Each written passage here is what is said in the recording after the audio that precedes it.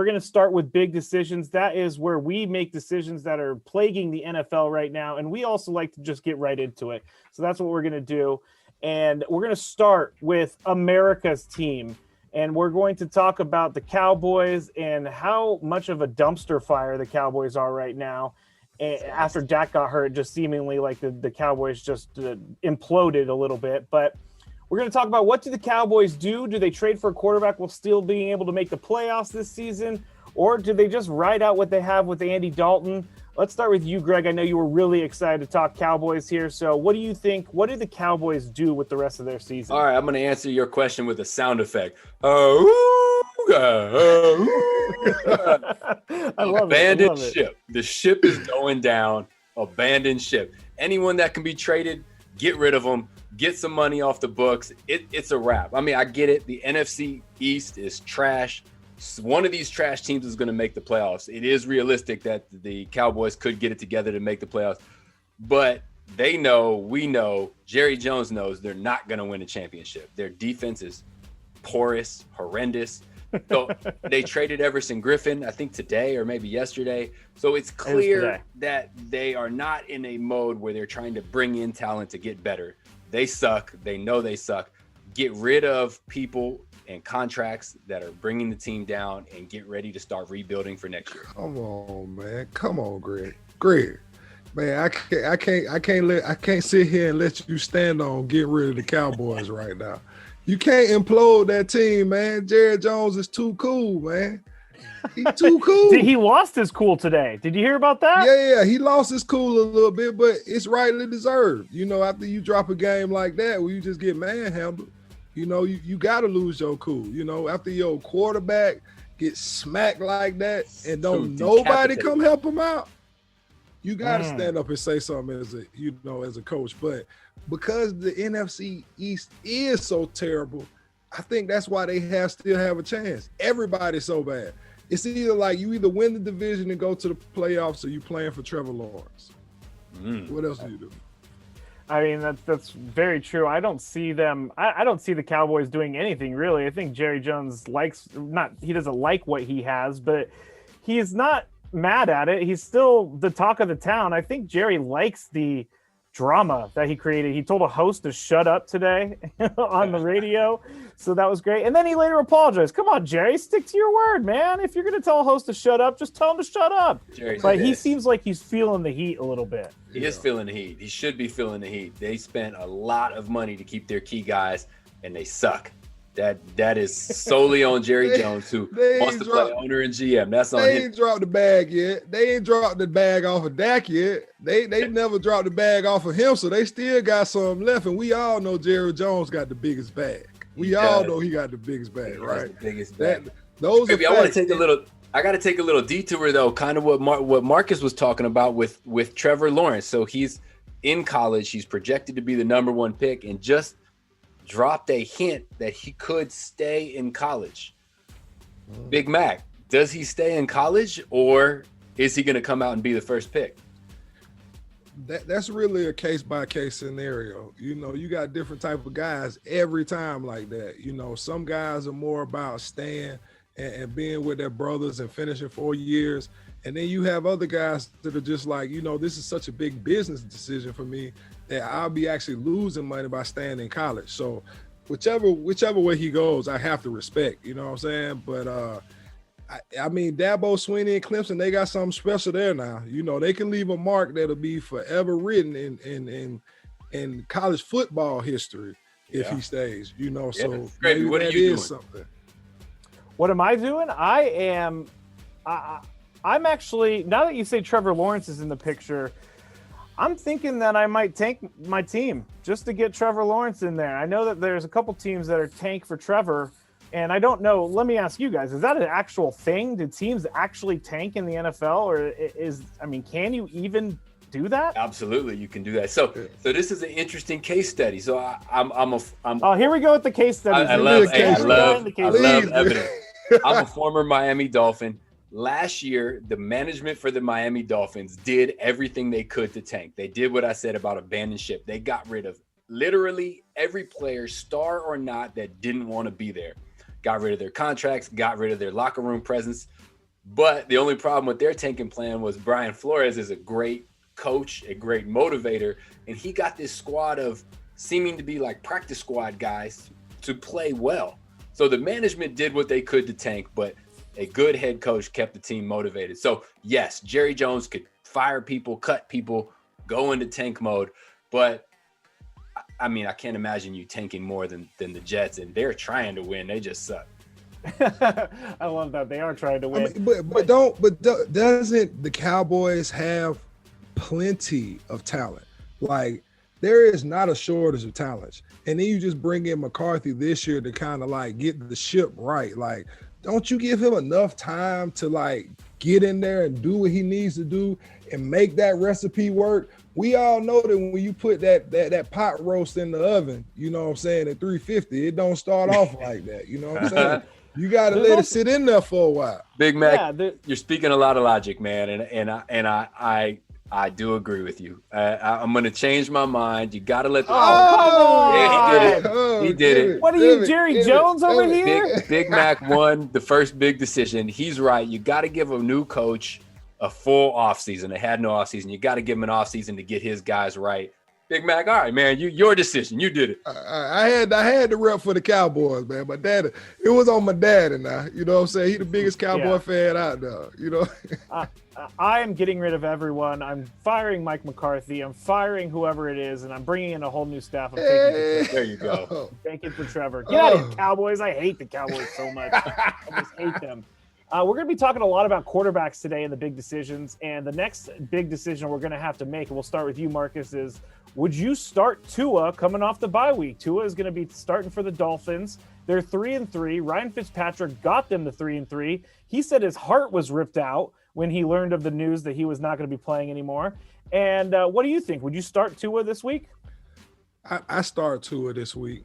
You have to start Tua this week. You know, like you went out to get him. Like Greg put out there earlier, like we literally knew we were so bad last year that we cut the people, and we made everybody get out of here that didn't want to be a part, so that we can bring in a guy who is all about being a part, which Tua has shown to be at Alabama. You know, he's a great quarterback, not even just a great quarterback to where he could run the ball, but I've seen him actually run an offense, you know, and pick apart defenses that didn't know where they needed to be and make the right throws. So if you take a number one pick and you invested in that, go ahead and give him a chance. You know what I'm saying? That's why you got him in the first round. What happened to this whole, we're going to draft a quarterback, let him learn, and then set him free after a year of sitting behind the starter? I don't understand it anymore. Greg, what are you doing? Are you starting Tua? I'm starting Tua, and I think you got to roll with this, it'll be 8 weeks of learning by the time he gets out there. And so the reason I say start him, because you've got as a coach, you've got two reasons to start a new quarterback. One is you believe that he gives you the best hope for the future. And two is you suck so bad, why not put him out there? And teams know that. If I'm on that team as a receiver and we suck and you switch quarterbacks, I know you've given up hope on the season. So this is the point where he can make that switch. They're one game behind Buffalo in the NFC East, so they still have a very good shot. Make that switch because you believe it gives your team the best chance to win now, but also the best chance to win in next year and the year after that. So now's the time. He's got 2 weeks to prep for one game. Go out there and show that the coach made the right choice. I mean, he's going to have to debut against Aaron Donald and the Rams defense. Ooh. That's a welcome to the NFL debut right there. I don't want Aaron Donald in my face if I'm Tua, especially when I haven't really taken a hit here in the last couple of years, ever since I got my hip hurt. Yeah. You know? Better be nice to those old linemen this week, I'll tell you that. Oh, he's taking them out to dinner, buying them some steaks and everything, trying to butter them up, protect them better. Should. Does that work, Big Mac? Hey, it works. It works. You know what I'm saying? It's the reason why, I love Philip so much. I call him PR, but he took care of us. Well, yeah, you guys protected him very well. I mean, the guy hasn't missed a start since his career started. So what am I doing with Tua? I got a quick question for Big Mac, though. So we talk about taking care of O-linemen. So it's known that quarterbacks and running backs can buy gifts for the O-lineman as appreciation. Mac, what did you get from gifts? You had Phillip behind you for a while. You had a Hall of Famer and LT behind you. Did you get anything fancy? Man, you got a good Christmas gift every year, man. You know what I'm Oh, saying? nice. And I can respect that from those guys. You know, if I go back and do it again, I would have gave them a gift card to Starbucks too. You know what I'm saying? It might not have been as fancy, but you know what I'm saying? Like Philip gave me a engraved shotgun one time with our names engraved on them. That's You know, amazing. he's a country boy, you know what I'm saying? So he got us Yeah. all some good hunting rifles and stuff like that. And he had our names engraved on the side of them, and then some electronics. When the Mac Air came out back in the day, Philip grabbed us those first. You know what I'm saying? Like, why Those are not? awesome. Why not? You know what I'm saying? The LT sent you wherever you wanted to in the world. Now, you know what I'm saying? Now, he laid out the red carpet, so I give him a hard time, but he probably wasn't the best man I know. Oh, that's awesome. Greg, what happens with the receivers? Do you guys get anything? I mean, you guys are Absolutely the ones nothing. catching the balls. We get a Come on. pass. You get nothing? We get Prima nothing, donna, man. come on. I mean, man. I guess we should be paying. Ooh, I got a good one for you. So I had going into, let's see, I signed a new contract in 2008 that had incentives. So in the year 2009, if I got to 50 catches, my salary went up 150 grand for the following year. So going into the final game, I was at, I think, 47 catches. And I knew that I needed to get 3 catches to make an extra 150 grand. So I bribed my quarterback. Chad Henne was my quarterback. I told him the situation.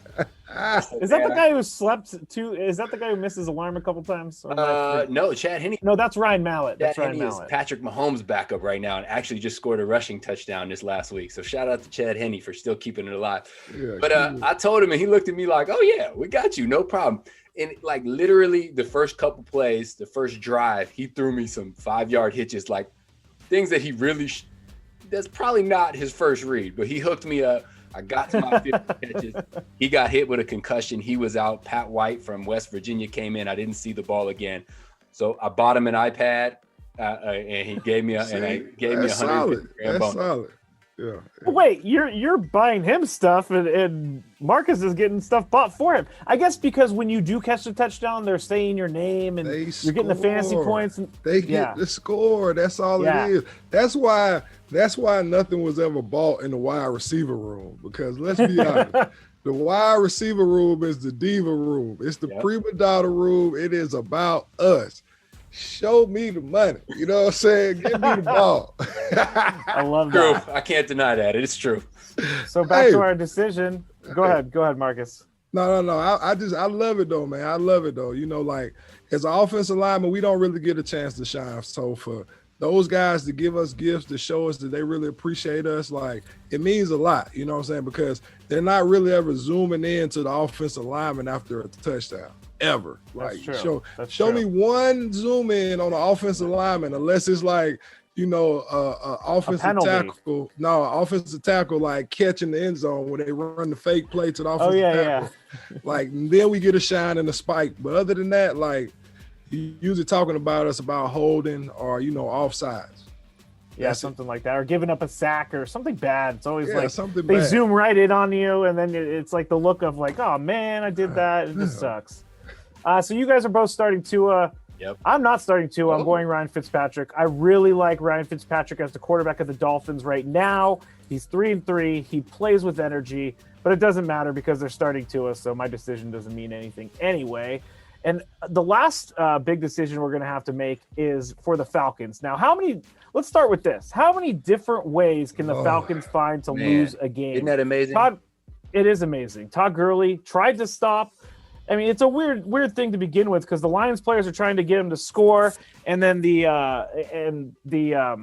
and Todd Gurley's trying not to score, and then he ends up scoring, gives Matt Stafford the ball back, and boom, Falcons lose again. So how many different ways can they do that? It's amazing the things we've seen, the onside kicks, and then losing because you couldn't not score a touchdown. That doesn't even make sense. When you get into a huddle in that situation, the quarterback comes in and he says loud and clear, "Do not score," and they go and score and lose the game.